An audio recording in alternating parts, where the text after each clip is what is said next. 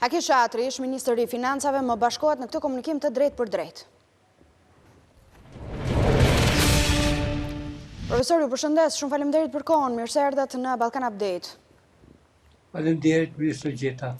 Çështja e skandalit me rezervat shtetërore merr vëmendje sa herë që përflitet publika apo ka një ngjarje sikurse ishte ajo e ditës së sotme, një seancë fillestare e cila do duhet ishte mbajtur në fakt që në datat e para të dhjetorit, po që u mbajt pikërisht sot me dyer të mbyllura. Sa i përmasave të mëdha është ky skandal, edhe pse sipas akuzës prokurorisë dëmi i shkaktuar buxhetit të shtetit është rreth 3 milionë euro. Po, objektivisht, dëmtimi i pasurisë kombëtare në këtë rast i parave publike nuk matet me vëllimin e shumës parave e cila është keq përdorur, por matet me veprimin e dëmshëm që është bërë ndaj pasurisë kombëtare, duke keq përdorur paratë publike dhe duke mos e sjell mallin i cili ka qenë i parapam për rezervat shtetërore, që është malli ose furnizimi ma i ndihshëm, ma i dhemshëm për popullsinë e një vendi rezerva e shtetit. Mënyra e viktimizimit edhe nga pozita e qenit në qeveri është shumë mënyrë e çuditshme e këtyre njerëzve kur edhe para argumenteve të faktume dalin dhe e paraqesin veten si viktim të dikujt, kur ata vetë më e viktimizojnë dikon, jo dikush me i viktimizu ata. Përndryshe, është fakt që malli i paguam, vaj dhe milli, të cilat janë paguar nga buxheti i shtetit, nuk kanë ardhur, mungojnë.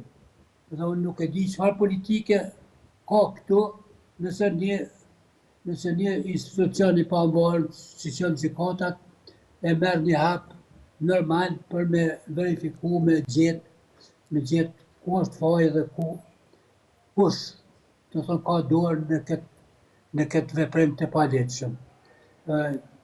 Unë praktikisht jam i kënaqur që më në fund sot kanë mërri me zhvillu një seancë e cila është dashur të mohat më herët, por si duket për shkak të situatës së zgjedhjeve të paskoshme lokale edhe të nivelit nacional, kanë insistuar dhe kanë shtyr deri mas zgjedhjeve në mënyrë që ky proces mos të efektojë në rezultat të zgjedhjeve.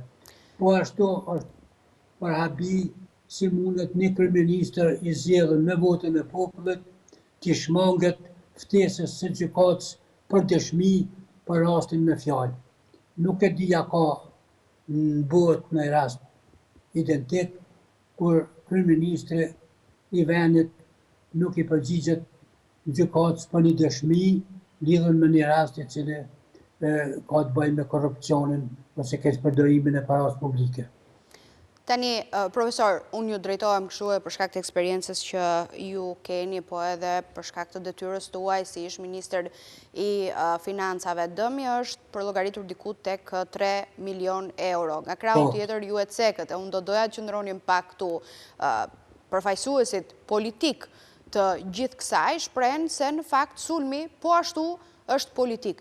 Po që kuptim ka një qëndrimi tillë kur do duhet që fillimisht t'jepej llogari për parat të cilat kanë dëmtuar pikërisht buxhetin e shtetit, buxhetin e qytetarëve të Kosovës?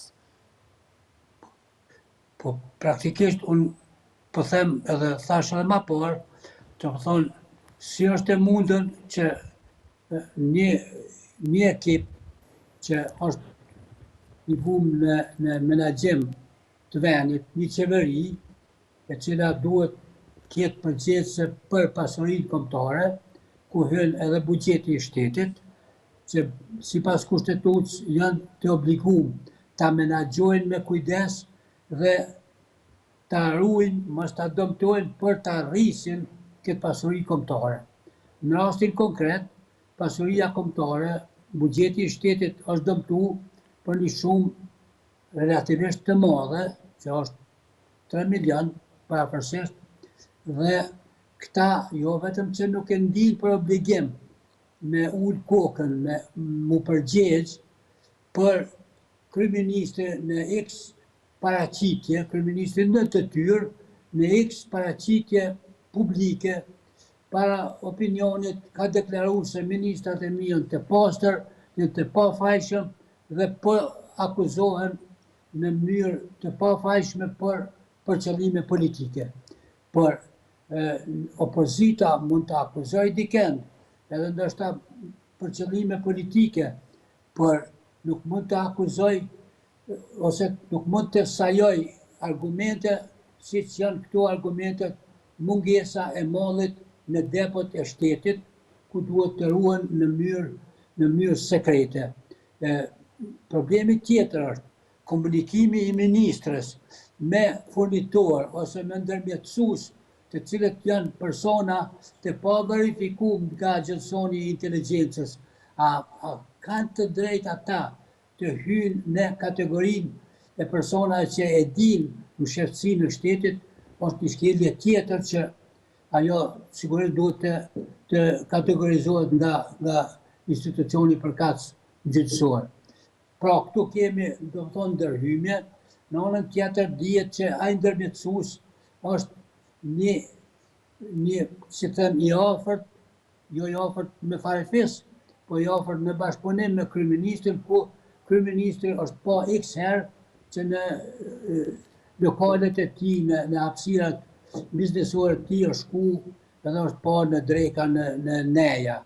Pra, është një lidhje e shkurt në mes të strukturave shtetërore me një ndërmjetësues i cili ka ndërmjetësuar me furnizuesit jashtë dhe ka rezultuar që malli që është kontraktuar nuk ka rri kur në Kosovë. Dhe kjo ka 2-3 vite ose më shumë që malli mungon. Nuk e di çfarë politike ose kush mund ta beson këtë tregim që kjo është akuzë politike e jo akuzë e bazuar.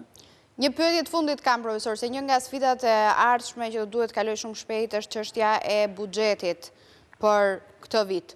Cilat do duhet jenë veprimet që do duhet kryej qeveria e re sapo të vijë në detyrë? Një projekt ligj i buxhetit është dërguar në mandatin, do të thonë, në legislaturën para kësaj, e cila përfundoi para kohe. Ai dokument nuk është shqyrtuar në asnjë institucion ose në asnjë hall të diskutimit në strukturat e kuvendit. Procedura tash, qeveria e re, nëse formohet shpejt, duhet ta rikonfirmoj vendimin për ligjin për buxhetin, ta dërgoj zyrtarisht në kuvend, nëse konstituohet kuvendi me kohë, dhe të jep kohë strukturat kuvendit, komisione, grupe parlamentare, kryes vendit, që ta shqyrtojnë me procedura normale. Duhet prej ditës kur dërgohet kuvend 3 javë mi pas deputet në disponim deri në leximin e parë. Pastaj komisionet duhet ta kenë edhe një kohë të caktuar, më duket minimum janë 10 ditë, në mënyrë që ato të diskutojnë dhe të propozojnë amandamente në projekt ligj dhe pastaj të kalohet në lexim të dytë, kur miratohet përfundimisht. Pra, si procedurë normale, kjo duhet të merr një muaj e gjysmë, prej ditës kur konstituohet kuvendi.